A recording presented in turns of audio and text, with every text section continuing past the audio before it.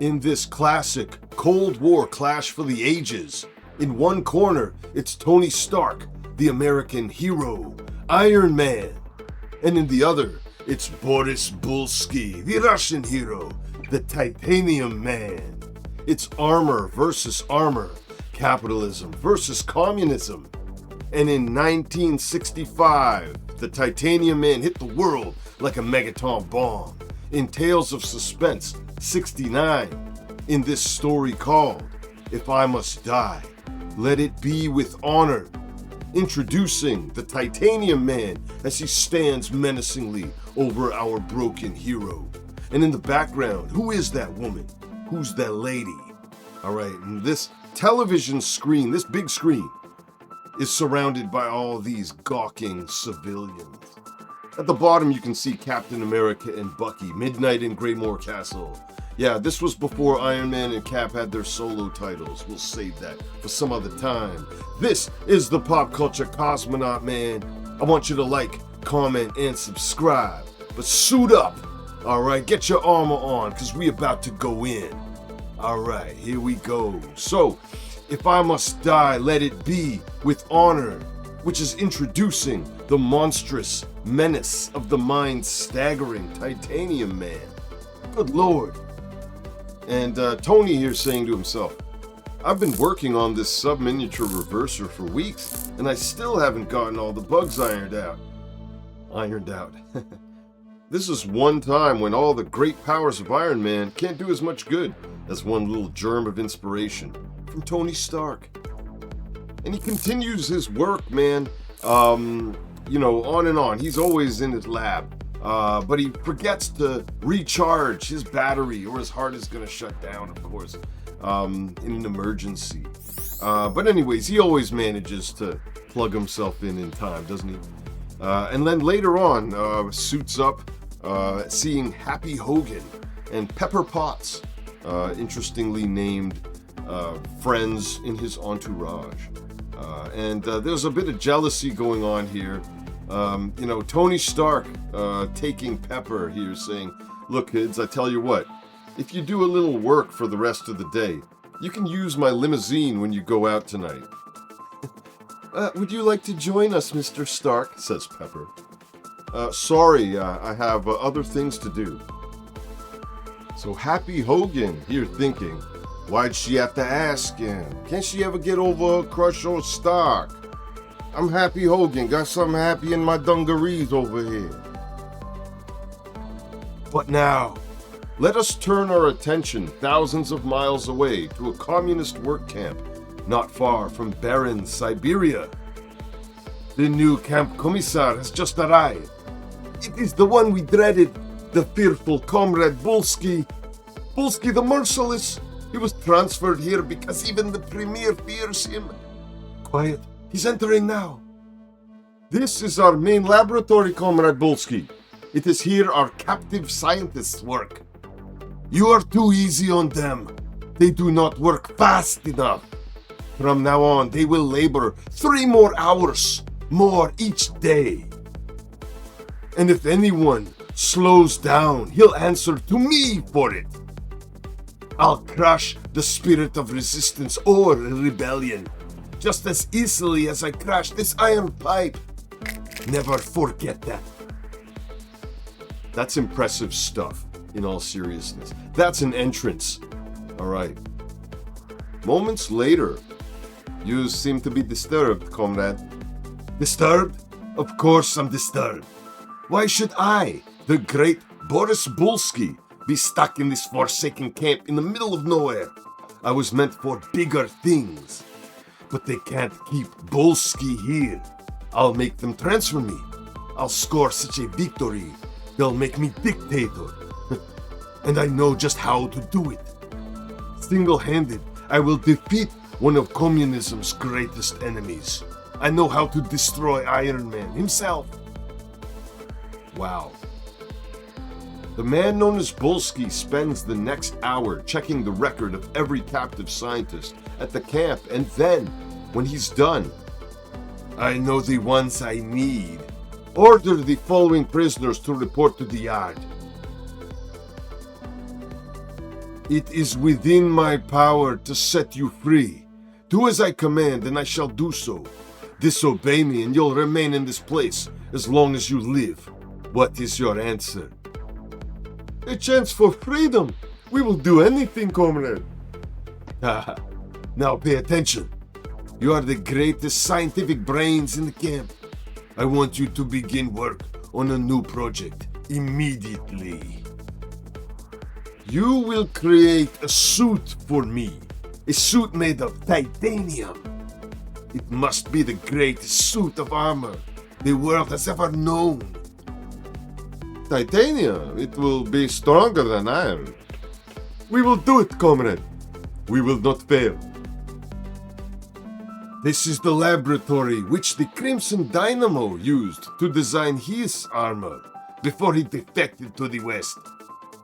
You must build a suit even stronger than his, one which can destroy Iron Man. But we cannot make it as small as Iron Man's. We have not his unequaled knowledge of miniature transistors. No matter. I'm powerful enough to wear a larger, heavier suit. Now, begin!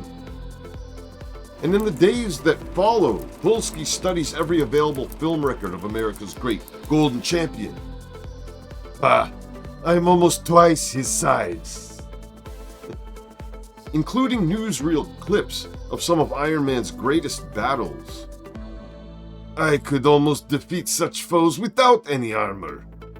Who's that? I believe it's the Melter and the Black Knight in the background there. Polsky, man, just talking the talk. Seeing him bending these rails. If that is the best he can do, he won't stand a chance against Polsky. These pictures begin to bore me. Within a few more days, Iron Man shall exist no longer. And as the confident Polsky impatiently counts the hours, it is time for the final stage. Let us begin to pour the titanium ore. While our transistors are not as sophisticated as Iron Man's, they are the most powerful we can produce. But we have advantages Iron Man does not, such as the fact that Polsky's titanium armor will be large enough to accommodate this deadly disintegrator ray. Send for the commissar. We are ready. And so, they have done as you wished, Comrade Polsky. Shall I order their release now? Of course not. They were fools to believe me. Send them to another camp with no laboratory, so they can never make an equally powerful suit for anyone else. But say nothing until I have completely tested the armor. It is so enormous, comrade. Will you be able to support this weight, to move freely within it? Of course. I have the strength of a giant. I must put it on at once. Incredible, comrade. You wear it as if it is weightless. It is as it should be. Am I not the most powerful one of all? The power-assisted controls within the armor will give you greater ease of movement, Commissar. I don't even need them. With my great strength, I can move as easily as if I'm wearing an ordinary overcoat. It's unbelievable. Iron Man will have no chance against him. Now, all that remains to do is issue my challenge to Iron Man. First, I will let him see how useless his weapons are against my titanium armor. And then, when he has exhausted every type of device he can throw against me, when he realizes he cannot harm me, the Titanium Man shall strike back. For my armor was created with but one thought in mind, to be able to smash Iron Man. And once the world knows that I've defeated democracy's greatest fighter, I shall be undisputed master of the communist world. And now, to force Iron Man to meet me in mortal combat. And then a few hours later in the United States of America, there's a telegram for Mr. Stark, Pepper Potts handing it over. It's from behind the Iron Curtain. from Commie Land. Sounds like trouble, Pepper. Open it and read it. Yeah, read it your damn self, Tony. All right. But it's from someone who calls himself Titanium Man, challenging Iron Man to fight him at some neutral battleground. And it's been sent around the world. Uh-oh. Pressure. Iron Man will have to fight him, boss, or America might lose face in the eyes of the world. This even reaches Washington, D.C., and this Senator Byrd here with the purple suit is going to put the squeeze on Tony Stark to get Iron Man involved. Do I dare fight a powerful foe while my chest device is faulty? Yet, would it be better to fight and lose than to stand branded as a coward? I've got to find a way to strengthen my chest device long enough for one battle. I've got to. Pressure on Tony Stark here. He needs some inspiration. I've got it. It's a long shot, but it just might work. And all around the clock works the brilliant industrial designer, using every bit of knowledge he possesses until... This won't be a permanent cure-all, but it should reinforce my chest device long enough to do what must be done. And now to test it. It works! I can feel the power surging through me. The Titanium Man will get the fight he wants. And so the impatient Bulski finally receives his answer. Prepare the combat area. Iron Man has snapped at the bait. See to it that all the traps are positioned and ready. Everything is ready, comrade. Iron Man is doomed. Look at the eyebrows on this officer. All right. And back in the United States of America, Tony Stark is inviting Pepper Potts and Happy Hogan to watch the battle, the big fight. Okay, and it is being held in the country of Alberia. As you see here, the tiny neutral nation of Alberia. A carnival atmosphere fills the land as one of the greatest feats of combat of all time is about to begin. Man, literally a carnival atmosphere. Look at this. Tourists from every nation in the world have flocked to this country to witness the forthcoming fight. All right, and it is going to be televised because high overhead, a special Telestar satellite hangs in orbit to beam the battle throughout the world. And as for the chosen arena itself, it consists of a long deserted battlefield from World War II, still littered with the debris and the scars of countless engagements which have found their place in history. Then meanwhile at Alberia's International Hotel. Look, Happy, isn't that the Countess de La Spirosa? Beats me, doll. I never heard of her. Who's the Countess whatchamacallit anyways? Well, she happens to be an old flame of Mr. Stark's. I should have known that was it. I can hear the jealousy in Pepper's voice from here. And then take a look here. Tony Stark, I never expect to find you in this little fly speck on the map. Countess, you're lovelier than ever, Stephanie. Have you come to see the big battle? Alright, and this woman just saddling up on Tony Stark. And Pepper Potts, she's getting all up in her feelings. And Happy Hogan. Gosh, Pepper, why should you care? That's the dumbest question of the century. You dummy. Alright, and take this Countess, man, she on some Zsa Zsa Gabor type of stuff right here. Trying to get all up in his business once again. Give me just a minute, Tony dear, and I'll change and join you for a nightcap downstairs. Sorry, Countess, I've got to get to sleep early tonight. Perhaps some other time. Well, Mr. Stark, if your beauty sleep means more to you than I. Alright. You jilted me once, Tony Stark, and I've never forgiven you for it. Now that we've met again, I'll make you pay for it somehow. I promise you that. Hater. She on some hateration right here. Finally, with the coming dawn, the fateful moment arrives. In the center of the barren X-battle area, the Burgomaster of Alberia reviews the agreed-upon rules of combat. So that's the Titanium Man. Judging by the size of his armored suit, he must be a veritable giant himself. You both agree to abide by the international rules and covenant as set forth and signed by a representative of each of your nations. We all know the rules. Do not waste any further time. I am eager for the battle to begin. Look at the differences in their sizes. Iron Men will be hopelessly outclassed. This shall be a propaganda victory from which America will never recover. And then at last, the field is cleared and the two combatants face each other. I have waited a long time for this moment, but it shall be worth it. I hope so, sweetie. I sure wouldn't want you to go away disappointed. One blast is all it will take to... What? Where did you... You didn't expect me to just stand there, did you?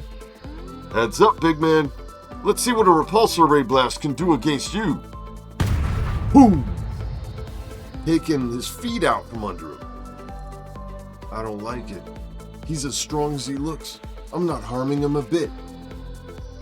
Now it's my turn. Oh, you pulled me to him by magnetic attraction? This shall be my moment of triumph, with remote control TV cameras recording every detail. See how powerless you are against my superior size and strength. He's not just whistling Dixie. But then, in a desperate maneuver, Iron Man reverses his jets and... Happy landings, playmate. Better luck next time. Why does he waste time firing those blasts at me? He knows I can outrun them. That's it, you fool. Run. Keep running. He must have a reason, but what? You're almost making it too easy for me. You're running right to your doom. In the minefield, which we had secretly prepared. I was careless. I should have expected treachery from... Boom! Oh no, he tricked Iron Man. I never thought. Oh. Hey, what happened to the boss? Why isn't he here? Doesn't he care what happens to Iron Man? Well, we care. And we're gonna see more of this in the next issue, Tales of Suspense 70. So, in Tales of Suspense 70, we do not see Iron Man on the cover. But fight on, Iron Man, for a world is watching. And as they recap this story, finally, our previous installment ended with the Titanium Man tricking the gallant Golden Gladiator into running through a secret minefield. And now, on with our super spectacle. My armor will protect me from this blast, but I wouldn't want to face many more of them. So, that first blast did not finish you, eh? Well, do not grow impatient.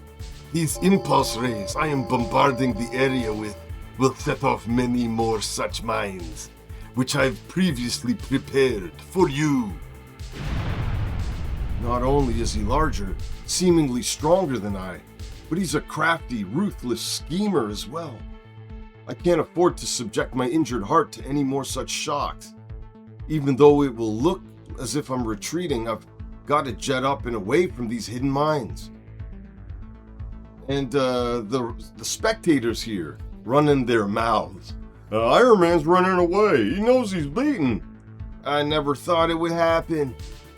Now that he's run past the minefield, he's stopped. He's turning, facing the Titanium Man again. I knew he wouldn't turn tail that easily. Yeah, but what chance can he have? As they watch on these black and white televisions. Managed to survive the minefield, but I've got to be ready for anything. Titanium Man has thrown away the rulebook. He's playing for keeps. And now, while the whole world watches on television, I'll hand you the worst propaganda defeat the democracies have ever suffered. After this, None will ever doubt that communism alone can triumph. Looks like you've got everything going for you, big man. Except one little detail. I'm not beaten yet. He's almost twice my size and loaded with weapons. Until I can discover some weaknesses, I'd better move fast. I'll try a dive bomb attack and... my jets? They're not lifting me fast enough. My left boot. It was damaged in the minefield. And the sharp-eyed titanium man is quick to notice his smaller foe's new handicap. So, one of your power jets does not function. What a pity. For you, Iron Man. Normally I could fly rings around him, but now he's gaining fast. Your pitiful flight is useless. You cannot escape my radar rings. Radar rings? All I need to do is point at my victim, press a control stud, and the rings on my arm shoot out, growing larger by the second. They're encircling me. He operates them by remote control. What happens next? They're shrinking, becoming so tight I can't move. They're forcing me down towards the ground. Tony boy, you should have stuck to wine, women, and song. Who needed this? And meanwhile, unnoticed in the tense crowd of spectators, Countess de la Sperosa searches for one man. I've seen no trace of Tony Stark. There is one who works for him. Perhaps he knows where I might find Tony. Hey, no, I haven't seen him, Countess. I thought he might have been with you. It's the boss all she can think of at a time like this. Just hating. Thank you, I shall look elsewhere. What a cold tomato. She should worry if Iron Man's taking the beating of his life. But come to think of it, Happy, where is Mr. Stark? Why isn't he here at a time like this? Oh, look at the TV screen. Now that I've brought you back to Earth, this power sapper beam will make you weaker by the minute. Let the world see how helpless you are before me. I've got to free myself. I'll apply full pressure at every stress point, no matter how it drains my power. It's working. I can feel them beginning to give. I did it. I forced them to expand again. I'm free. My power pack is running low. Gotta stall for time. Time to recharge. Back up, brother. This chemical bath ought to slow you down. Meanwhile, at Tony Stark's hotel lab. Tony, are you here? I was passing by. I saw your door was open. Again, I wasted my time. He's gone, without a word to me. But I won't give up. There just has to be some way I can make him run after me. Chase me, Tony Stark. Chase me. What is on the table? It must be some silly new transistor device he's working on. And when he returns to find it missing, he'll most certainly want it back. I'll find some way to let him know I have it. And then, when he comes begging for it, it shall be my turn to play hard to get. Ooh. But unaware of what's happened to his newest transistorized weapon, Iron Man continues his desperate battle to gain time. There, the proper combination of chemicals will make it so hot inside his suit that Titanium Man will forget about me for a few minutes. It worked. He's rolling around, rubbing the chemical off in the dirt, giving me the time I need. The Titanium Man doing a stop, drop, and roll. Holy. By setting my controls to quick recharge, I can feel the strength returning to me by the second. He's been rolling that way longer than I expected. Perhaps the chemicals were too potent. They may prove fatal. Setting caution aside for a moment, conscious only of coming to the aid of another, Iron Man approaches his foe when suddenly, Fool! I relied upon your weak American compassion to bring you within striking range. Here at close range, my superior size and strength give me every advantage. Remember, my armor was created for just one purpose, to be superior to yours.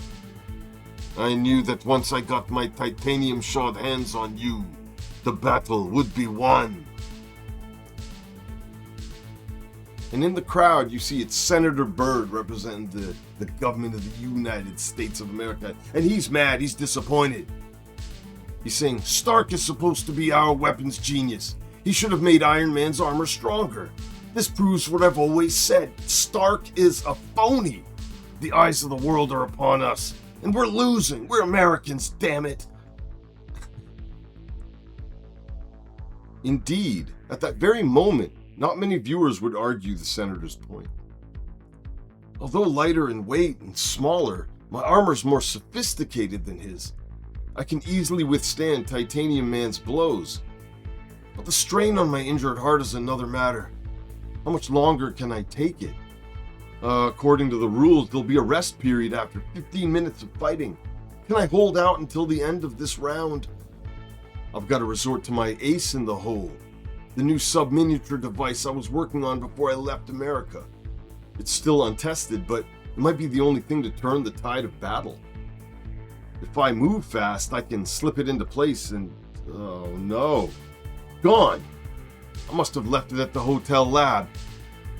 Now I've got to hold out till the end of the round. And unknown to Iron Man, his towering foe has the very same idea. Hit him with almost everything, and still he survives. He's mightier than I thought. I've got to stall until the round ends, so I can plan a new strategy. I can't let him suspect the pain in my chest. I must keep acting confident. Thus, like two super-powered heavyweights in the prize ring, the armored powerhouses parry and thrust, attempting to conserve their remaining electronic energy sources until the next round. Oh, he's stalling too. That means my battle tactics, my survival ability, have him confused. Despite his greater bulk, his larger weapons, he's beginning to feel uncertainty, perhaps even fear. Now I know why your name is whispered with awe by all who have ever faced you. But having sampled the extent of your true power, my eventual victory will be all the greater. The warning siren, the round is over at last. You were superb, comrade. You toyed with him magnificently. Fool! His power equals my own. I must plan a new, deadly assault. And Iron Man flying over, seeing there's Senator Byrd, Pepper, and Happy below me. But I can't stop now. I've got to get my new weapon from the lab before round 2 begins. He's flying off, heading for town. If he's deserting the battle, it'll give us the worst propaganda defeat we've ever suffered. Hey, I don't get it. Where's he going? And where in blazes is Tony Stark? I can't believe he'd run out. I just can't. And Iron Man, of course, is not deserted, but the shock that awaits him at the hotel lab might almost make him wish he had. It's gone. The one thing that might bring victory, it's been stolen. But wait, what's this? Stephanie's handkerchief. It was she who took it. The little fool. She's playing a game to bring Tony Stark to her. I can't delay any longer. Only minutes left. Lucky I brought an extra pair of jet boots. Now, if I can just find Happy in time. For once, luck is with me. Quickly, I've got to speak to you. Hey, Iron Man, then. Hey, you didn't run out on us. Listen, I've got no time to repeat this. Countess de la Sperosa has a transistor device which she took from Stark's room. You must get it for me. Everything depends on it. Okay, let go of my shoulders. Those iron mitts of yours ain't exactly feathers. I'll go after her right now. And brief minutes later, Happy Hogan rolling up on this mechanic. Hey, grabbing him up. This is your last chance, chum. You must have seen which direction she drove off in. Now, talk. Very well, I will tell you. She didn't have too much of a start. I can catch anybody in this four-wheel torpedo of Stark's. I'm getting a hunch why Stark is never around when Iron Man's on the scene. It's nutty, but it must be the answer. There's her car ahead of me. It won't take long now. Okay, baby. Toots. End of the line, lady. I taken that silly thing to make Tony Stark follow me, not some uncouth underling. Sure, lady, sure. If I knew you felt that way, I'd have taken some couth lessons before I came after you. A little couth for you. Hey, where's Iron Man? Did the second round begin yet? It just started. What are you doing with the Countess, Happy? Hey, I can't stop to explain now, baby doll. I've got to give something to Iron Man right away. Hey, that's impossible. You can't enter the battler area. I sure can't wait until the end of the round either. Happy, come back. You'll be killed. Happy, please don't do it. Don't. Please, baby, please. I've got to, honey. I'm not the only Joe risking his life out here. And that tone in her voice, I've never heard it before. It's like she really cares. No matter what happens to me now, it makes it all worth it. Well, my name's not Happy Hogan. While on the field of battle, Titanium Man again tries to defeat the Golden Avenger by constant attack, hoping to exhaust his smaller, lighter opponent. This molecular scrambler array will disintegrate their armor with one blow. You can't keep dodging it forever. He's right. Although I'm fully charged again, the pain in my chest is almost unbearable. If only Happy hadn't failed me. My proton gun has only a single blast. If this doesn't stop him, it's no good. I damaged his armor, but not enough to stop his deadly attack. But suddenly, an urgent cry rings out. Hey, Iron Man, I got it. I got that gizmo you wanted. Hey, Happy, go back. It's too late. You're unarmed. You can't last a minute out here. Hey, that doesn't matter if you need this as much as you said you did. This is my chance now. While he's turned away from me, I'll unleash all my molecular scrambler arrays at once. He must have eyes in the back of his head. He's still dodged in time. Duck, Happy, get down, down! Too late. It ricocheted into me. But quick, take this. Here. Happy, come on. Don't worry about me. Take it. Perhaps if I could get you to a doctor in time. Are you some kind of nut or something? I've had it. But I don't mind. It was worth it. Worth it? Sure. I know at last it's me who Pepper loves. Happy, hang on. I'll find some way to forget it, boss. Forget about it. Just give that commie creep one for old. And from among the countless viewers glued to their TV screen, one anguished scream cuts through the silence like a knife. Happy! She fainted. Stand back there. Give her air. Give her room. The Titanium Man couldn't strike while Iron Man's back was turned. But now they're starting to face each other. Let's get back to those screens. I'm glad for the brief respite. It gives me time to assemble one of my most potent weapons. Iron Man shall soon join his witless friend. Called me boss. He knew. And still he helped me, even though I've always stood between him and Pepper. But now, I've got to make sure he didn't sacrifice his life in vain. While a breath still remains within me, I'll fight. I'll make this moment meaningful, old friend. I swear it. Wherever you are, Happy, I pray that you know this is for you. And this saga concludes in the next issue, Tales of Suspense 71. Tales of Suspense 71, the conclusion of the saga with Iron Man versus the Titanium Man. What price? Victory, as Iron Man takes a piece out of the Titanium Man's jaw. And we see Happy Hogan falling in the rubble. And Iron Man, he's got the eye of the tiger. His heart's on fire and he needs to get that vengeance against Titanium Man. No matter what new weapon your fallen friend has brought you, it cannot prevent my victory. Now, to show the world that communism is supreme, You will meet the same fate as he did.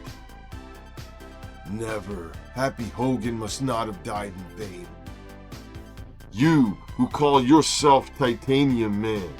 You who were created for the sole purpose of defeating me. Defend yourself, for nothing can save you now. Brave words cannot stop the awesome assault of the Titanium Man, nor can they defend you against the pounding power of my Shatter Blast Ray. You're right, words cannot help me, but the most sophisticated electronically activated suit of flexible armor in the world can. His armor is so much smaller than mine, so much lighter, yet it can resist my most potent weapon. Now it is he who lashes out, but I will stop him in his tracks. He is too fast. He evades my attack with the ease of a Nijinsky. Is that like a Russian ninja or something like that? Or is that like a ballerina? Remember, comrade, the world is watching your every move on TV, watching me run rings around you. You dare taunt me? I'll show you. I'll stop you yet. Good, he's losing his temper, as I hoped he would. Now I'll try a new angle. Ha! He's falling. My blasts hurt him more than he dared admit. Now I'll show him no mercy. The end of Iron Man. What a triumph this shall be. What glory will be mine. But then, before the commie Colossus can make a move. I thought you'd make a great target for me if I gave you half a chance. Here's a sample of the force my miniature transistors can generate. Not bad for a mere American, huh? Ah! Even the heaviest titanium armor on Earth can't withstand many blasts like that.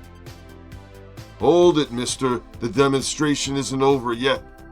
Why did I make my armor so bulky? I cannot run away fast enough. Don't turn your back on me, Ivan. When I tell you to wait, I'm not just gnashing my gums, see? He just lifts up the Titanium Man here. You made the same mistake all tyrants and bullies make. You thought you'd just have to flex your muscles and show your strength, and your enemies would fall by the wayside. Well, you picked the wrong enemy this time, mister. You made the worst mistake any Red can make. You challenged a foe who isn't afraid of you. I'm using up my life-saving transistor strength recklessly, but it's worth it. If only Happy could be here to see this. You thought your titanium armor made you invulnerable, eh? Well, what do you think now? As these negative particles of ionic energy drain the protective qualities right out of your clumsy tin overcoat. I'm getting weaker. He has scientific weapons I never dreamed existed. And throughout the civilized world, wherever crowds gather to watch the epic battle, the reaction keeps swelling. Iron Man must be cheating. How else could he defeat our champion? The tide's been turned. Titanium Man is reeling. Go get him, Shellhead. For all his former bluster, the Red Goliath looks lost, helpless. By the way, that's a bit confusing. Red Goliath, red is in communist, but he's wearing all green. So, a bit confusing. Another Yankee trick. It will not work. We shall still triumph. And so it goes. The Reds protesting and the free people rejoicing. But his very soul angrily raging beneath his mighty Iron Man armor, Tony Stark is in no mood for anything save the business at hand. You can't escape me by trying to hide among those boulders. I'll find you anywhere. This is the payoff, comrade. There's no way you can escape it. My only regret is that it didn't happen sooner. In time to save poor Happy. Ha! Once again, your decadent capitalistic innocence has betrayed you. The boulder was concealing a modified rocket launcher aimed at me. That's insane, by the way. That's a ridiculous plan. Holy. Then, a fatal microsecond later, he had it waiting in reserve in case the battle was lost. It's zeroed in on me. I can't evade it. Have to move fast. Desperately, the Golden Avenger activates the device, which Happy Hogan had risked all to deliver. I had intended to use my reverser against Titanium Man himself, but you'll do for a starter. It worked! It took all the pizzazz out of that metal mosquito. And he reverses the trajectory of this rocket. Boom! Hear that, comrade? That's just to keep you awake until I get back to you. Ah, there you are, you elusive Pimpernel. I've tried everything. I have no more traps left. No more weapons. At this very moment, if we could peer beneath his massive titanium mask, we would see the face of fear. I've no place left to run. When he catches me with those transistorized powers of his, what will he do? Well, in case you've been wondering, big man, this is called a reverser ray. It reverses the energy output of anything mechanical, like that titanium kimono of yours. And after that, the power apparatus goes completely out of control, just as your armor is now immobile and useless to you. No wonder the other American sacrificed himself to deliver such a weapon. I am completely powerless. Okay, hold on, Ivan. We're gonna give a little demonstration now. It's for the benefit of our TV audience, so they won't get bored. Brrr, as he spins him around, like a helicopter. Smile for the cameras. May win you a tryout on Ed Sullivan's Hour. Ed Sullivan reference thrown in there too. I guess you were right about us Americans being careless. Look how I let you slip through my fingers. As he skips Titanium Man, like stones on the river there, damn. Now, we don't want to get a tummy ache, do we? Here, let me burp you. Hold still, comrade, don't make me let go of you again. And he's pile driving him into the ground there. Man, this is humiliating. Maybe a little altitude will clear your head. Although it would be real embarrassing if I dropped you, wouldn't it? Say, I've got a peachy idea. Why don't you say that you surrender and then I'll carry you down to Earth again? You've made my suit inoperative. A fall would finish me. I'll say anything. I surrender. I surrender. Somehow I thought you'd say that. And you'll be happy to know that your brave words were rebroadcast all over Earth via my built-in radio circuitry. Now, just make yourself comfortable for a minute or two. What will you do now? Don't worry. Lucky for you, I'm not a red. I can't continue to attack a helpless enemy. So I'll leave you here till your fellow bully boys come for you. And meantime, I'll just take a little souvenir back with me. As he takes his helmet off of the head of Boris Bulski. No, you've disgraced me.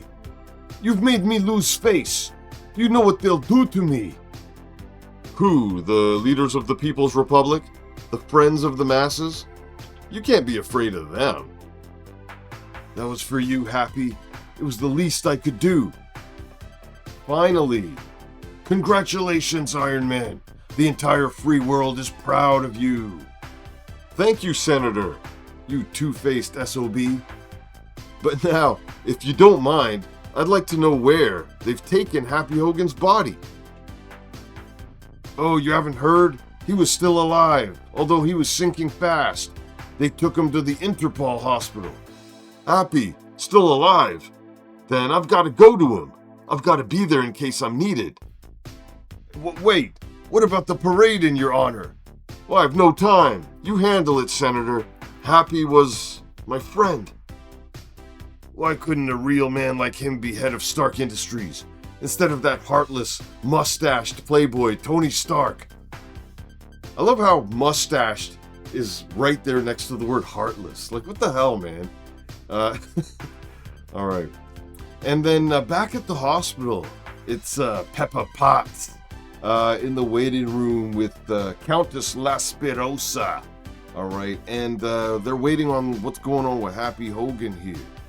And the petty jealousies arise. If only you hadn't taken that device from Mr. Stark's room, then Iron Man wouldn't have had to send Happy for it. Don't try to put the blame on me, young lady. The one who's really responsible is that two-timing, heartless, selfish playboy, your boss, Tony Stark.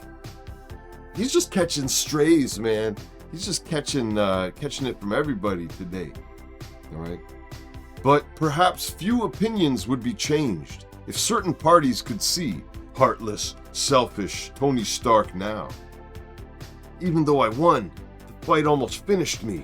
If I'd reached my recharger a few seconds later, it would have been the end. But the end for me would have come much sooner, not for Happy. Brave, loyal, wonderful Happy. I've got to go to him. Can't wait any longer. Every second may count. And meanwhile, the crafty Reds desperately attempt to make political capital out of the defeat of Titanium Man. We claim that you Americans violated the rules of battle in order to win your ill-gotten victory. Don't tell me, General, I'm not buying. We reject your protest, Ambassador. The contest is over and Iron Man's won. Nothing can change that. But that other American entered the field of battle bringing your champion the weapon. Everyone saw that. So we will not take this lying down. You won't you? Have you forgotten all the illegal traps your Titanium Man set for our boy? Remember, millions of people saw them on their television screens at home, man. I will discuss it no longer. You Americans use any means to gain your own ends. You bastards. Yeah, blamed right we do. And one of those means which you object to is a little thing called the truth, god damn it. Alright, our comrades in Peking will never let us hear the end of this. Nor will our superiors in the Kremlin. Perhaps we should take a long journey. Let's take our sweet time going home. And then back at the International Hotel, I'll use my portable charging unit to finish the job while I rush to the hospital. Only I'm not too late.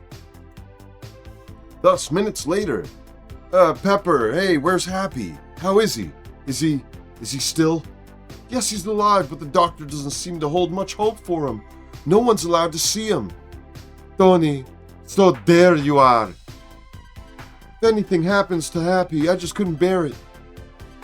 Is this her natural concern for a friend? Or is it something more? A little romance entering the scene. Tony Stark, I was speaking to you. Or is that red-headed peasant more important? Shut up, Countess. Shut up. All right, that's a Vince McMahon. Shut up right there. Billionaire style. A man is dying in there. Pepper, did you tell the doctor to spare no expense? Of course I did, but it'll take more than money to help Happy now. You'll regret speaking to the Countess de la Spirosa like that way. Alright, she's had enough. Meddlesome hoe. I'll just put that out there. And just a few doors away. His pulse has grown weaker, Doctor. He can't hold out much longer without surgery. While in the waiting room, Pepper asks Tony Stark a question which he dares not answer. Where were you during the battle, Mr. Stark? How can I tell her? What can I say? I'm Iron Man, damn it. Well, I had some business to attend to. You know, I run a company, a multinational conglomerate. You know, I got work.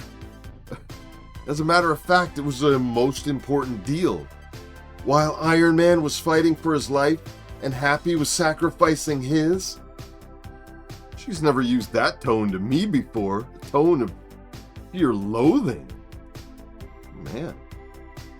Alright, and back with Happy Hogan. The operation starts immediately and continues throughout the night. Scalpel. Until at dawn. Doctor, how is he? Did he make it? They look so grim. Right, he's still alive, but dangerously weak. I can do no more. Only his will to live is gonna keep him going. Go home, we'll notify you of any change. And the Peppa Potts, thinking to herself, I'll leave now. Couldn't even bear the thought of walking through the street with him. She blames me for all this. I know it, Tony is thinking to himself. What I thought I always wanted. She hates me. Yet, is it what I want? The girl I love despising me? But I've no right to think of my problems while Happy lies dying. My heart must remain as cold as the armor I wear. Forever. Cold business, man. Cold War scenarios. Cold War conflict. This was a hell of a debut for the Titanium Man. A nemesis of Iron Man that would plague him for decades to come. And of course, you know, there was another Titanium Man. Gremlin himself was the pilot of that suit. I wonder if Boris Bulski and Gremlin ever met. Titanium Men, I'd like to see that. You know, so that was a hell of a debut right there. And you know, an interesting collection of characters in this one.